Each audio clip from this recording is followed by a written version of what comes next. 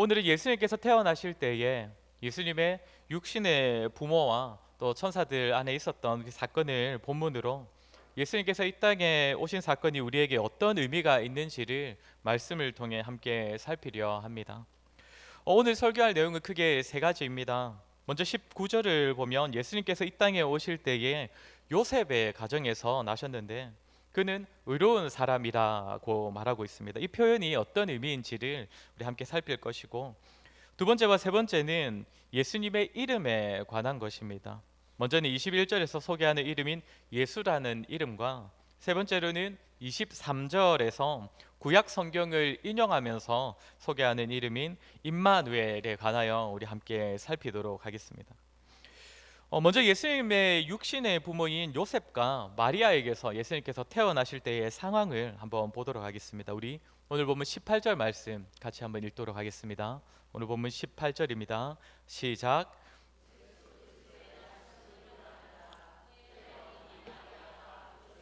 약혼하고 동거하기 전에 잉태된 것이 나타났더니, 예수님께서 육신을 입으실 때에 성령으로 나셨다라고 합니다. 성령으로 잉태되어서 나셨다.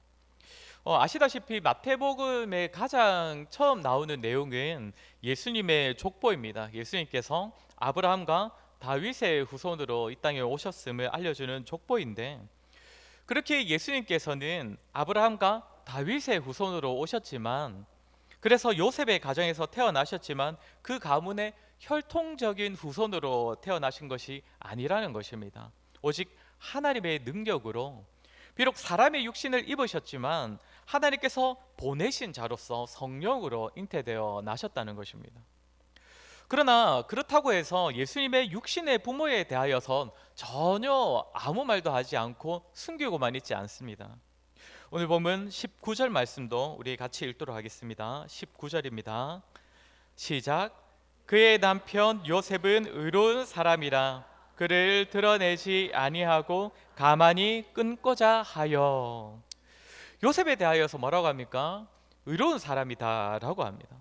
보편적으로 의롭다는 말은 율법적으로 완전한 상태를 말합니다. 율법적으로 흠이 없는 상태를 말하는데, 이 요셉의 경우에는 단지 그 정도의 의미만 있는 것이 아닙니다. 요셉은 그를 드러내지 아니하고 가만히 끊고자 하여라고 하는데, 어느 날 요셉이 자신과 약혼한 마리아가 임신한 모습을 보게 되었을 때 요셉이 어떤 생각이 들었겠습니까? 뭐 배신감이 들었을 수도 있고 굉장히 이제 상처를 받았을 것인데, 무엇보다 이제 다른 남자가 있구나 이 여자에게, 그런 생각을 하지 않았겠습니까? 그래서 어떻게 하려고 했다고 합니까? 가만히 끊고자 하여.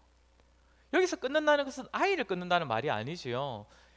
여자와 파혼을 하기로 마음을 먹었다는 것입니다. 다른 남자의 아이를 임신했으면 그 남자의 아내가 되는 것이 맞는 것이니, 자신과는 아직 약혼만 했고 결혼은 하지 않았으니까 이 여자를 보내주겠다, 파혼하겠다라고 한 것입니다. 그런데 생각을 해보면 앞서 말한 것처럼 의롭다는 말은 법적으로 흠이 없는 상태를 말한다고 했는데, 그렇게 볼 때에 요셉의 이 행동은 다소 부족한 모습입니다.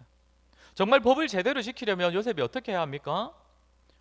구약성경에서 말하고 있는 것처럼 이 혼전 임신한 여인에 대해서 고발을 하고, 그래서 법대로 처벌을 받게 해야 합니다. 구약의 법대로라면 어떤 처벌을 받아야 합니까? 가늠한 여인이라 해서 돌로 쳐서 죽여야 합니다. 사형을 받아야 한다는 것이죠. 그런데 요셉은 어떻게 했습니까? 조용히 가만히 끊고자 했다라는 것이죠. 그럼 요셉이 이렇게 행동한 이유는 무엇 때문이겠습니까? 그를 드러내지 아니하고라고 합니다. 그러니까 마리아를 공적으로 드러내지 않겠다, 마리아의 그 수치를 공적으로 드러내지 아니하기 위해서 그렇게 했다는 것입니다. 즉 마리아를 수치와 비난으로부터 보호하고 지켜주기 위함이었다는 것이죠. 비록 다른 남자의 아이를 가졌기 때문에 자신과는 결혼할 수 없으니 파혼하는 선택을 하였지만, 그러나 마리아의 임신을 공적으로 드러내지 않음으로써 나름대로 마리아를 보호하고 지켜준 것입니다. 다른 남자의 아이를 가진 여인과 혼인하지 않음으로써 법적인 의로움도 따르지만, 동시에 마리아가 공적인 수치를 당하지 않도록 배려하는 모습을 보였다는 것이죠. 그렇게 요셉은 마리아를 향하여 법적인 의로움과 사람에 대한 동정심을 동시에 나타내 보인 것입니다. 법만 따져서 당장 고발 조치한 것도 아니고, 그렇다고 동정심에만 사로잡혀서 당신이 어떤 남자의 아이를 임신했든지 내가 다 받아주고 책임지겠다, 그렇게도 하지 않았다는 것이죠. 오늘 본문에서 요셉을 나타내는 이 표현, 요셉은 의로운 사람이었다라는 표현은 바로 이 의미입니다. 법적인 의로움을 따르는 것과 동시에 사람에 대한 동정심, 의로움과 배려가 담겨있는 이 동정심을 동시에 나타낸 모습이라는 것입니다. 하나님께서는 바로 이러한 요셉의 가정에서 예수님을 태어나게 하심으로써 이 땅에 오신 예수님께서도 바로 이런 모습으로 사역하실 것임을 미리 보여주신 것입니다. 예수님께서는 공생의 사역 동안 자신의 가르침과 또 삶의 모습을 통하여서 이 땅 가운데 참된 하나님의 의를 나타내시고, 또한 사람에 대한 동정과 자비의 통치가 무엇인지를 나타내실 것인데, 그것이 오늘 본문의 의로운 사람 이 요셉을 통하여서 먼저 나타났던 것입니다. 바꿔 말하면 예수님의 의로움과 닮은 요셉을 통하여 예수님께서는 이 땅에 오셨다는 것입니다. 비록 예수님과 동일한 완전한 의로움은 아니었겠지만 하나님께서는 예수님께서 이 땅에 오실 통로로서 의로운 사람이었던 요셉을 사용해 주신 것입니다. 이제 두 번째와 세 번째는 천사를 통해 계시된 예수님의 이름인데, 이 이름의 의미 역시도 요셉의 의로움과 관련되어 있는 것들입니다. 오늘 본문을 보면 20절에서 천사가 요셉에게 나타나서 마리아가 임신하게 된 일이 어떻게 된 것인지를 알려줍니다. 다윗의 자손 요셉아, 네 아내 마리아 데려오기를 무서워하지 말라. 그에게 잉태된 자는 성령으로 된 것이라. 마리아가 임신한 것은 그녀가 행음하였기 때문에, 간음하였기 때문이 아니라 하나님의 능력의 역사로 말미암은 것이기에 네가 이 마리아를 아내로 데려오는 것을 무서워하지 말라, 두려워하지 말라라고 말하는 것입니다. 그리고 태어날 아이의 이름까지 미리 알려주는데, 우리 오늘 보면 21절 말씀 같이 읽도록 하겠습니다. 21절입니다. 시작. 이름을 예수라 하라.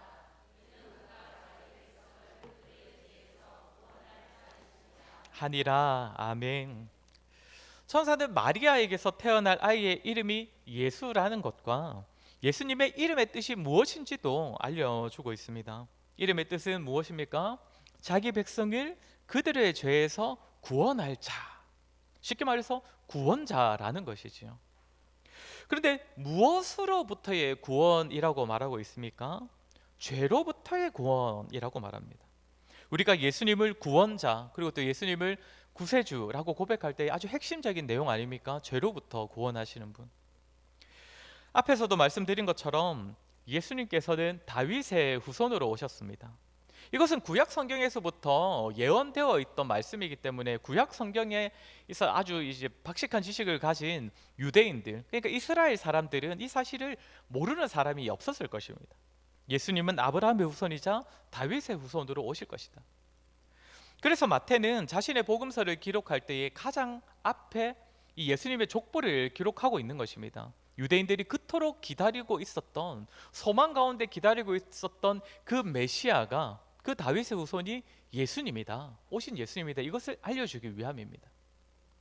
그런데 유대인들은 그렇게 다윗의 후손으로 오실 메시아를 기다리면서 점점 어떤 생각을 가지게 되었습니까? 단지 혈통적인 다윗의 후손이 아니라 아예 다윗 왕과 같은 구원자로서의 메시아가 오기를 바라게 되었던 것입니다. 다윗처럼 하나님의 영이 충만할 뿐만 아니라 싸움도 잘하고 능력도 많고, 그래서 나라를 굉장히 부국강병한 나라로 이끌 만한 그런 지도자, 카리스마가 있는 그런 리더로서의 메시아가 나타나기를 바랬던 것입니다. 한마디로 유대인들이 기다리던 구원자의 모습은 자신들의 나라를 구원할 자, 구약으로 치자면 아수르나 바벨론, 바사와 같은 나라에게서, 그리고 신구약 중간기 시기부터는 로마라는 나라의 그 압제로부터 구원하고 해방시켜 줄 수 있는 그런 구원자. 그렇게 그들이 기다리는 구원은 죄로부터의 구원이 아니었습니다. 자신들의 민족의 구원, 자신들의 나라가 다시금 이 땅에서 힘과 명성을 얻게 되는 그런 구원을 바랬던 것이죠. 그러나 천사가 알려준 구원자 예수님은 어떤 분이십니까? 자기 백성들을 그들의 죄로부터 구원할 자입니다. 자신들의 죄로부터 구원할 자. 여기서 말하는 죄를 뜻하는 헬라어 단어를 아마 한 번쯤은 들어보셨을 것입니다. 하마르티아라는 단어인데 직접적인 의미는 관역을 벗어났다라는 의미입니다. 관역을 벗어난 것. 즉 성경이 말하는 죄는 관역이 벗어난 상태라는 것이죠. 성경 저자들이 죄를 표현할 때 이 단어를 사용했다는 것은 나타내는 의미가 있을 것입니다. 무엇이겠습니까? 물론 하나님을 모르는 자들도 당연히 관역을 벗어난 상태입니다. 참 구원의 진리를 모르는 한참을 벗어난 상태를 의미할 것입니다.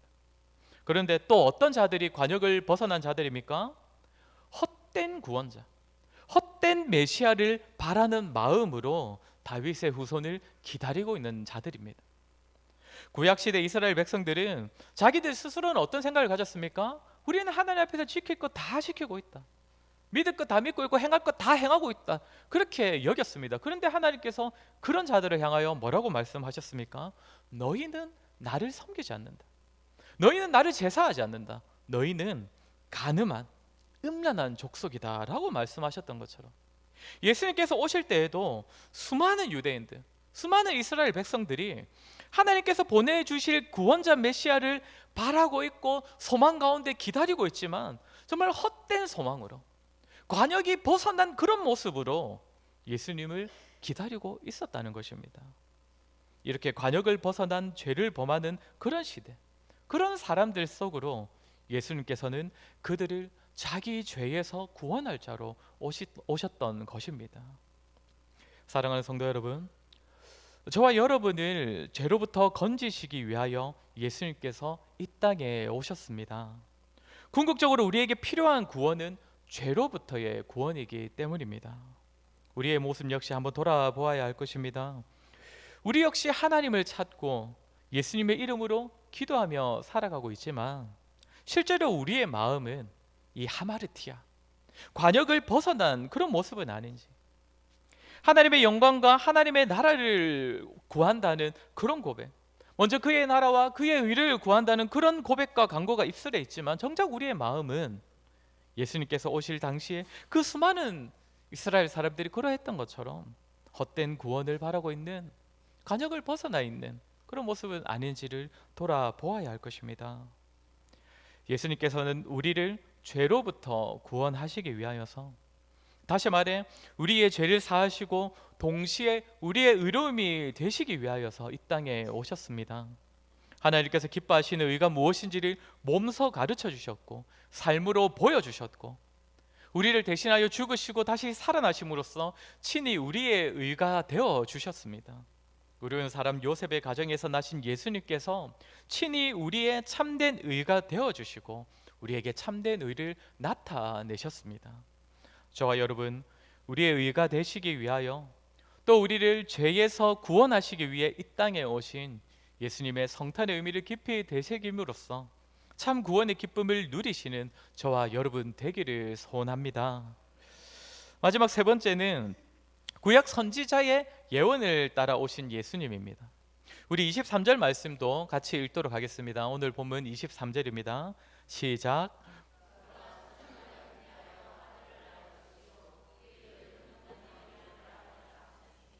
이를 번역한즉 하나님이 우리와 함께 계시다 함이라.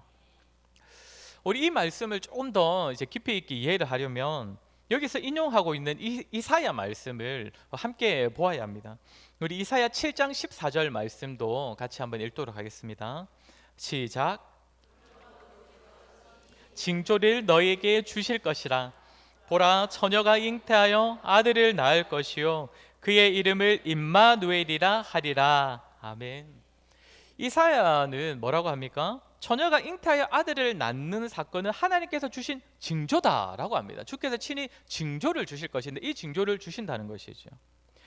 이 말씀은 당시에 이사야 선지자가 남유다 왕이었던 아하스를 찾아가서 했던 말인데 그 당시 유다의 상황은 어떠했냐면 북이스라엘과 아람이라는 나라가 연합하여서 남유다를 쳐들어오고 있는 그런 상황이었습니다. 이때 아하스는 굉장히 두려워하고 있는데, 이때 이사야가 찾아와서 뭐라고 하냐면 하나님을 의지하십시오. 하나님께 구원해 달라고 구하시고 하나님께 징조를 구하십시오. 이렇게 얘기를 합니다.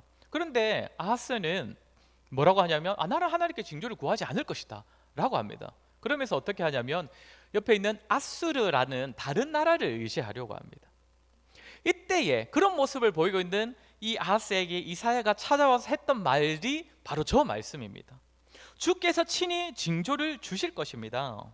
그 징조는 처녀가 잉태하여 아들을 낳는 것이고, 그때 우리는 하나님께서 우리와 함께하고 계시다는 것, 임마누엘 하나님이시라는 것을 알게 될 것입니다. 이 말을 하는 것이죠. 근데 여기서 처녀라는 단어는 신약 말고 구약 성경의 저 처녀라는 단어는 사실 남자를 모르는 여자라는 의미가 아닙니다. 젊은 여자를 뜻하는 단어입니다. 그러니까 이사야 선지자가 했던 말은 무엇이냐면 왕의 곁에 있는 그 젊은 여자가 이제 아들을 낳을 것인데, 그 아들이 태어날 때쯤이면 하나님께서 우리와 함께 하시다는 사실을 깨닫게 될 것입니다. 이 말을 한 것입니다. 그러니까 실제로 어떻게 되냐면 이 말을 한 뒤에 대략 9개월 뒤에 이 아하스에게선 아들이 태어납니다. 아마도 히스기야 왕이었을 것입니다. 그 왕이 태어나는데 그때쯤에 유다를 쳐들어왔던 아람과 북이스라엘이 황폐해져서 다 물러가게 됩니다. 즉 하나님 이사야 선지자를 통하여 말씀하신 그 아이가 태어날 때쯤에 하나님께서 유다와 함께 하셔서 구원하신다는 것을 보게 된다는 그 징조였고, 그것이 성취되었다는 것이죠. 즉 당시에 한 아이가 태어난 사건이, 그리고 그 아이가 태어나는 그 시기가 하나님께서 유다와 함께 하신다는 사실을 보여주는 징조였다는 것입니다. 그리고 그 말씀을 오늘 본문에서 마태가 인용을 하는 것이지요. 인용을 하는데 어떻게 인용을 하는 겁니까? 처녀라는 말로 인용을 하고 있는 겁니다. 예수님께서 태어나신 이 사건에 대하여서는 처녀라는 말로 인용하는 것이죠. 왜 그렇습니까? 실제로 예수님께서 처녀에게서 태어났기 때문인데, 구약 성경의 그 이사야 선지자가 아하스에게 전한 예언은 사실상 좁은 의미였습니다. 거기서 처녀는 실제 처녀가 아니라 젊은 여자였고, 그 여자에게서 태어나는 아들은 그냥 인간 왕이었고, 물론 인간 왕도 대단한 사람이라고 할 수는 있겠지요. 그리고 그 아이가 태어날 때 이루어진 구원은 아람과 북이스라엘로부터 구원을 받게 되는 잠깐 동안의 구원을 의미하는 것이었습니다. 그러니까 이사야서의 말씀은 그런 의미라는 것입니다. 좁은 의미라는 것이죠. 그런데 마태가 저 말씀을 예수님께 적용할 때에는 어떻게 적용을 하는 겁니까? 젊은 여자가 아니라 참으로 남자를 알지 못하는 처녀에게서 아이가 태어나는 것이고, 그 아이는 한낱 인간들의 왕이 아니라 온 세상의 왕이시며, 그분이 이 땅에 오심으로써 이루어지는 구원은 잠깐의 어떤 나라로부터의 구원이 아니라 영원한 생명을 주시는 영원한 구원이기에, 그로 말미암아 우리와 함께 하시는 임마누엘 하나님을 보게 될 것이다. 이 아이가 태어나는 것을 통하여서 온 세상이 하나님의 함께 하심을 보게 될 것이다 라는 그 가르침을 마태가 주고 있는 것입니다. 이것이 임마누엘입니다. 우리와 함께 하시는 하나님. 그런데 이 하나님께서는 물론 우리가 그 하나님을 찾고 구할 때에도 찾아와서 만나주시는 분이시지만, 이미 우리가 구하기 전부터 우리를 찾아오시는 하나님이십니다. 아까도 말씀드린 것처럼 아하스 왕은 하나님께 나는 징조를 구하지 않겠다라고 했습니다. 그런데 어떻게 하십니까? 하나님께서는 이 사회를 통해서 징조를 알려주시고, 아하스가 여전히 하나님을 의지하지 않고 아수르를 의지할 때에 그때 히스기야가 태어나게 하시고, 그리고 그 아이가 태어날 때쯤에 아람과 북이스라엘이 물러가게 하심으로써 하나님의 함께 하심을 보여주셨습니다. 하나님께서 일방적으로 먼저 찾아오셨고, 일방적으로 징조를 주시고, 일방적으로 하나님의 함께 하심을 보여주셨다는 것입니다. 성육신 하셔서 이 땅에 오신 예수님도 동일합니다. 사람들이 하나님의 아들, 하나님께서 보내실 아들을 열심히 찾고 구했을 때가 아닙니다. 요한복음 1장을 보면 만물이 예수님으로 말미암아 지음을 받았지만 예수님께서 정작 이 땅에 오셨을 때에는 만물이 알아보지 못하였다라고 합니다. 사람들이 아무도 예수님을 알아보지 못하였다. 하나님을 알지 못하고 그래야 하나님의 뜻과 전혀 상관없는 그런 헛된 소망으로 관역에 벗어난 삶을 살아가고 있는 그런 자들을 위하여서 하나님께서 친히 아들을 보내어 주신 것입니다. 왜입니까? 하나님께서 자기 백성들을 사랑하셨고 그들을 불쌍히 여기셨기 때문입니다. 죄 가운데 허덕이는 그들을 동정하셨기 때문입니다. 하나님께서는 자격 없는 자들을 불쌍히 여기셔서 그들에게 한없는 자비와 은혜를 베푸시는 분이시기 때문입니다. 그리고 예수님께서 이 땅에 오셔서 사역하실 때에도 이러한 아버지를 닮은 모습으로 참 사랑과 자비의 모습으로 사역하셨고 히브리서의 말씀처럼 우리를 향한 동정심을 가진 모습으로 사역하셨습니다. 오늘 예수님의 육신의 아버지였던 요셉이 그러했던 것처럼 철저히 약자되었고 철저히 낮아졌고 철저히 죄인된 인간을 불쌍히 여기시고 그들을 동정하셔서 은혜를 베푸셨다는 것입니다. 저와 여러분이 기억해야 할 예수님의 성탄의 의미입니다. 임마누엘이신 예수님, 그분은 우리를 불쌍히 여기셔서 우리를 찾아오신 하나님이시고 성령 하나님을 통해 지금도 우리와 함께 하시는 분이십니다. 지금도 여전히 우리가 찾지 않을 때에도, 그분을 구하지 않을 때에도 이미 우리와 함께 하시고 우리에 대하여 완전히 잘 알고 계시며 그렇게 우리를 완전히 이해하시는 분, 또한 우리를 동정하는 분이시기에 우리가 돌이켜서 그분을 찾고 그분의 뜻을 구할 때에, 그렇게 기도할 때에 하나님께서는 언제든지 얼마든지 우리에게 선한 응답들을 허락해 주실 것입니다. 이를 위하여 예수님께서는 임마누엘로 이 땅에 오신 것입니다. 저와 여러분, 오늘 들은 말씀처럼 관역을 벗어난 죄로부터의 우리를 구원하시기 위해 예수님께서 이 땅에 오셨고, 또한 우리를 향한 동정심과 사랑으로 우리를 먼저 찾아오신 임마누엘 예수님을 기억하시고 성탄절만이 아니라 일상 가운데서도 그분을 높이고 감사하시며 또한 주를 찾고 동행하시는 가운데 함께 하시는 예수 그리스도를 날마다 기억하시고 또 그분과 동행하시는 삶을 살아가는 저와 여러분 되기를 주의 이름으로 간절히 소원합니다.